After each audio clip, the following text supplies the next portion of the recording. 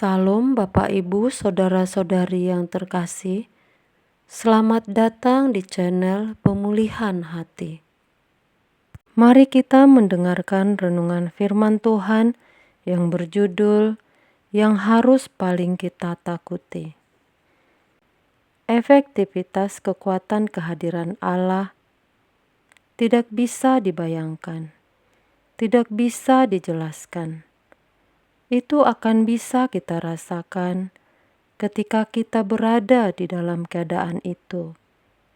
Kalau kita membayar kekudusan, ketaatan kepada Tuhan, hati yang melekat kepada Allah, dan tidak terikat dengan percintaan dunia, maka Allah menjadi begitu kuat menguasai kita.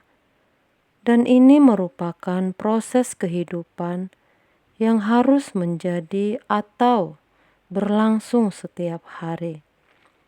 Jadi sejatinya, gereja Tuhan adalah tempat atau ruang pertemuan antara Allah dan umat.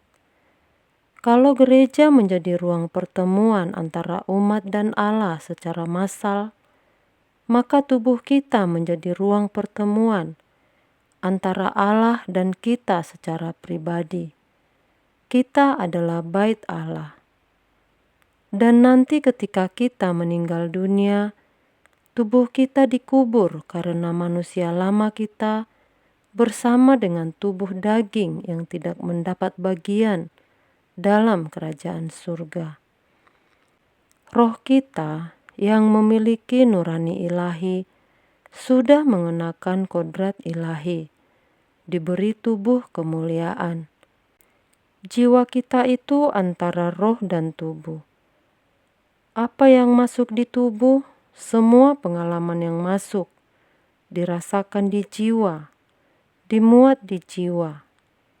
Yang paling banyak dimuat di jiwa itu diserap oleh roh, menjadi nurani. Jadi kalau yang diserap itu buruk, maka nuraninya membangun nilai-nilai yang buruk juga. Kalau dari kecil diajar mencuri, berkelahi, dan itu dianggap tidak apa-apa, maka itu masuk dalam nurani menjadi nilai hidupnya. Setelah nurani matang atau nuraninya dewasa, maka dia akan menguasai jiwa, lalu terekspresi dalam tindakan dan perbuatan. Hidupnya dikendalikan oleh nurani yang sudah rusak, sampai pada titik tidak balik, tidak bisa diperbaiki nuraninya. Tapi kalau dari kecil, mendengar firman atau waktu pemuda bertobat, maka nuraninya bagus. Ingat, nurani yang bagus ini adalah nurani standarnya Yesus, yang prinsipnya, makananku adalah melakukan kehendak Allah dan menyelesaikan pekerjaannya. Yang ketika ditawari dunia, maka dia akan menjawab, kamu harus menyembah Tuhan Allahmu, dan hanya kepada Dia saja kamu berbakti. Nurani ini, dalam kesadaran ilahi, diberi tubuh kemuliaan. Dalam Alkitab ditulis, iblis berbisik kepada Yudas. Jadi terjadi dialog dengan iblis, karena Yudas sudah begitu rusak. Pikirannya uang terus sampai dia membuka ruangan untuk dialog dengan iblis. Jadi tubuhnya adalah bait iblis. Kalau kita dipenuhi Roh Kudus dengan nurani yang bersih, maka kita juga jadi makhluk supranatural. Iblis tidak akan berkuasa atas kita. Allah kita dahsyat. Kalau Dia mendiami kita, menjadi jimat kita, itu luar biasa. Bagi hamba Tuhan harus punya jimat ini dan efektif. Waktu kita khotbah, berdoa, mengusir setan, jadi efektif. Jangan sampai dipermalukan. Mengusir setan, malah dipermalukan oleh setan. Makanya kita harus berdoa setiap saat. Tuhan akan menjaga kita. Kita salah sedikit saja, berasa sekali. Karena orang yang diurapi Tuhan, wajahnya bercahaya dan bisa menebar pesona. Bapa di surga menyertai. Dia tidak pernah meninggalkan kita. Dia mau diam di dalam diri kita, membangun bait sucinya.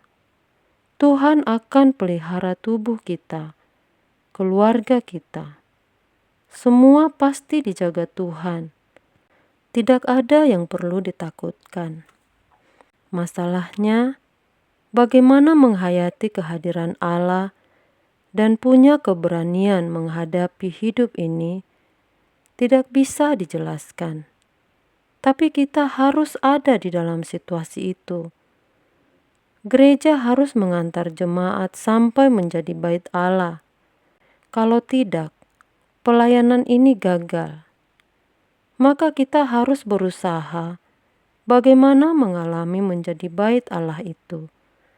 Sebagaimana Yesus adalah bait Allah dan bisa berkata, "Engkau tinggal di dalam aku dan aku di dalam engkau." Maka kita juga bisa berkata, "Engkau tinggal di dalam aku dan aku di dalam engkau." Yesus mengalami kepenuhan Allah. Kita juga bisa mengalami kepenuhan Allah. Ayo, apa hebatnya jadi orang Kristen kalau kita tidak menjadi bait Allah, di mana Allah hadir di dalam hidup kita? Itu jimat di atas segala jimat, kuasa di atas segala kuasa. Hanya Yahweh yang perkasa, sampai kita merasa tidak ada takutnya menghadapi hari esok.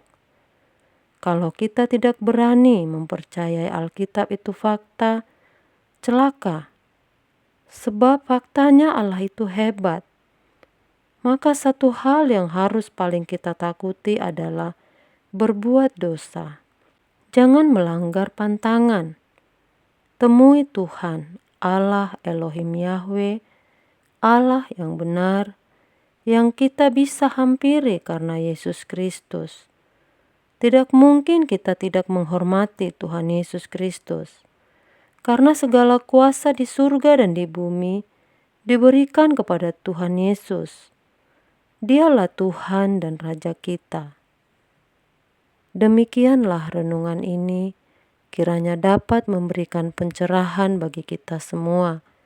Tuhan Yesus memberkati.